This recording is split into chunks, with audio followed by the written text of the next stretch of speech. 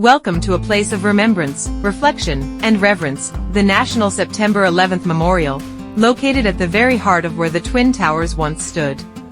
This memorial is titled Reflecting Absence, a tribute at Ground Zero. It honors the lives lost on September 11, 2001, and in the 1993 World Trade Center bombing. Here stand the largest man-made waterfalls in North America, two vast reflecting pools, each nearly an acre in size, descending into square voids where the towers once rose. Water flows endlessly, symbolizing both loss and renewal. Etched into bronze panels that surround the pools are the names of all 2,983 victims, lovingly engraved and backlit, so they shine with quiet dignity even through the night. This memorial was designed by architect Michael Arad and landscape architect Peter Walker, chosen through an international design competition.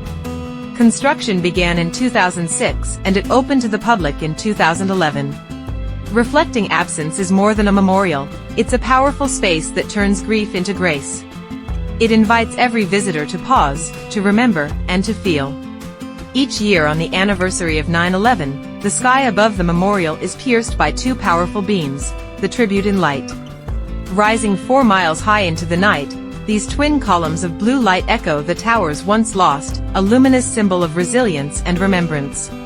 Reflected in the memorial's still waters, the lights connect earth and sky, a silent tribute to the souls gone and the spirit that endures. Visible for miles, the tribute in light reminds us that even in darkness, memory has its own brilliance. So if you visit, bring your silence, your memory, and your heart. This is a space where the past is never forgotten, and where absence reflects a collective promise to remember.